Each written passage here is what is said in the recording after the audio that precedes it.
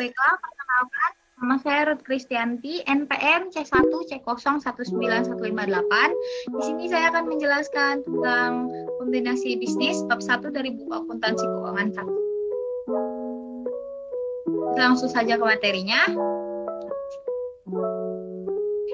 Ini adalah latar belakang. Jadi, motivasi perusahaan menjadi lebih besar akibat pertumbuhan dan perkembangan usaha. Perkembangan dapat terjadi melalui pertumbuhan organik dan anorganik. Pertumbuhan organik adalah pertumbuhan perusahaan secara natural akibat peningkatan skala usaha dan pembelian usaha baru. Sedangkan pertumbuhan anorganik adalah pertumbuhan perusahaan akibat akuisisi dan pembelian perusahaan yang sudah berjalan.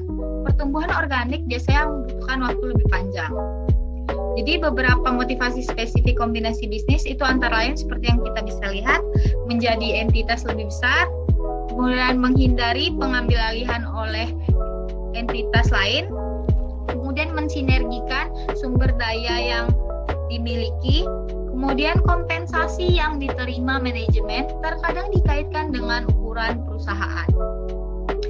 Terus selanjutnya itu ada keuntungan bisnis. Keuntungan kombinasi bisnis. Keuntungan akhir kombinasi bisnis adalah diperolehnya imbal hasil yang lebih besar kepada pemegang saham dibandingkan pada saat entitas belum melakukan kombinasi bisnis.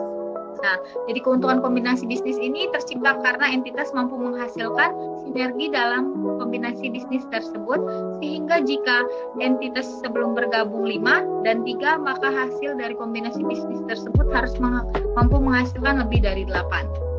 Selanjutnya, pengembangan bisnis. Pembentukan entitas baru dapat juga dilakukan melalui mekanisme spin-off atau pemisahan satu unit atau divisi perusahaan menjadi entitas anak tersendiri. Kemudian itu selanjutnya ada aspek etika.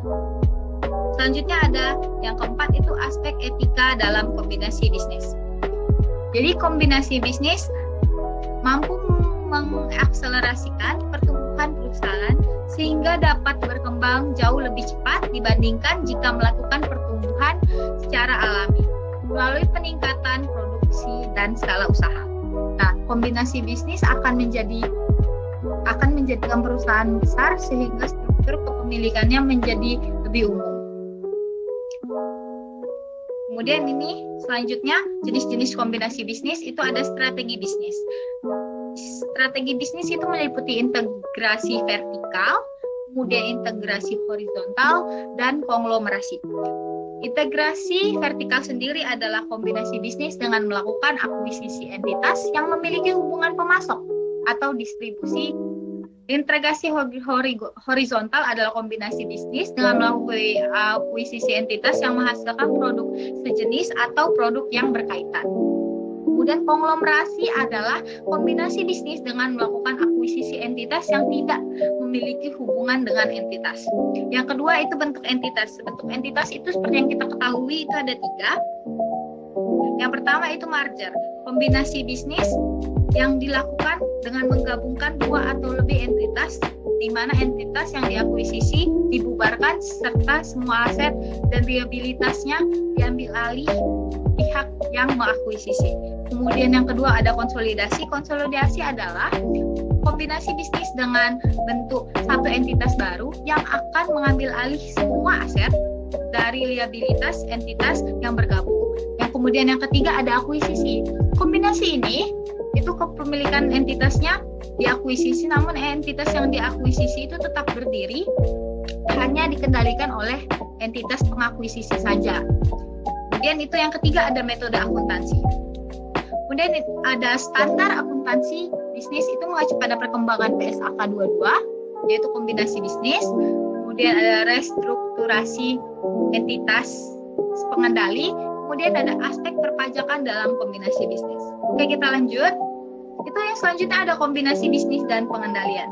Jadi definisinya di sini metode of kepentingan atau pooling of interest. Jadi ini digunakan untuk penggabungan usaha yang sulit mengidentifikasi pihak pengakuisisi. Jadi pemegang saham perusahaan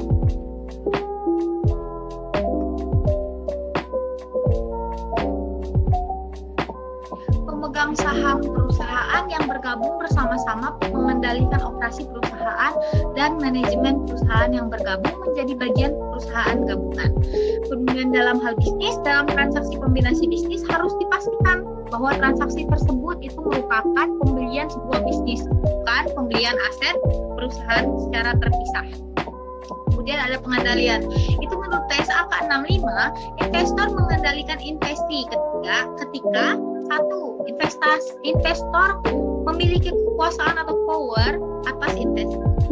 Kemudian yang kedua itu investor terekspos atau memiliki hak atas imbal hasil. Yang ketiga itu investor memiliki kemampuan untuk mempengaruhi imbal.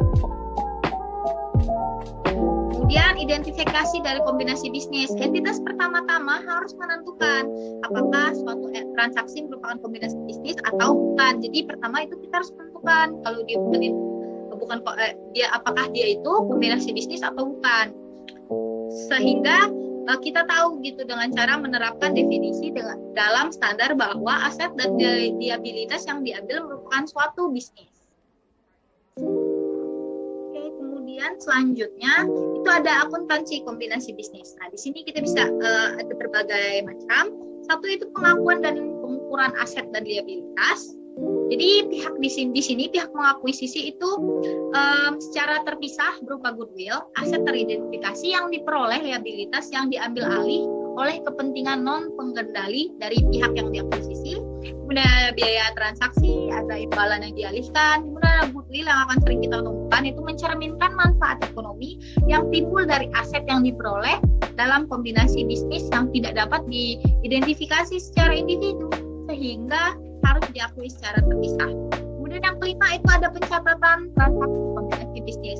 Jadi transaksi kombinasi bisnis itu secara umum dapat dikategorikan sebagai berikut. Dapat kita lihat entitas yang diakuisisi menjual aset bersih dan kemudian entitas tersebut dibubarkan, atau entitas yang mengakuisisi menerima aset dari entitas yang dibubarkan, atau entitas yang diakuisisi menjual aset namun entitas tidak dibubarkan. Kemudian entitas yang mengakuisisi menerima aset dari entitas yang tidak dibubarkan, ataupun entitas mengakuisisi kepemilikan entitas lain dan entitas tersebut tidak dibubarkan. Kemudian ada pembelian diskon. Jadi di sini perlu kita ketahui bahwa tidak semua akuisisi itu menghasilkan goodwill. Terkadang pihak mengakuisisi melakukan pembelian pada nilai imbalan weighted pembelian dengan diskon, yaitu suatu kombinasi bisnis yang mana jumlah nilai wajar aset teridentifikasi yang diperoleh dan liabilitas yang diambil alih melebihi dari agregat. Oke, kita next. Nah, kemudian ini ada akuisisi bertahap, kemudian kombinasi bisnis tanpa pengalihan imbalan. Pihak yang diakuisisi itu membeli kembali sahamnya dari pihak lain sehingga pihak mengakuisisi memperoleh pengendalian. Kemudian ada hilangnya hak veto yang sebelumnya mungkin menghalangi pengakuisisi untuk pengendalian. Kemudian yang terakhir itu ada pengakuisisi. Ini ada penyajian dan pengungkapan kombinasi bisnis. Ini yang terakhir penyajian. Jadi melalui penyajian pada akuisisi aset bersih, seluruh aset teridentifikasi dan liabilitas yang diakuisisi langsung diakui secara individual pada tanggal akuisisi tersebut. Kemudian pengungkapannya berdasarkan PSAK. Maaf ya, ini agak mengganggu. Digeser-geser. Jadi pihak pengakuisisi mengungkapkan informasi yang memungkinkan pengguna laporan keuangan agar dapat mengevaluasi dan tahu dampak keuangan dari kombinasi bisnis yang akan terjadi, baik selama periode pelaporan berjalan ataupun setelah akhir periode pelaporan, tetapi belum ada tanggal penyelesaian laporan keuangannya. Kemudian itu saja penjelasan dari saya bab 1. Saya mohon maaf apabila ada kesalahan kata. Kemudian di PPT-nya mungkin juga ada typo, saya mohon maaf. Saya akhiri, wabillahi taufiq wal hidayah. Wassalamualaikum warahmatullahi wabarakatuh.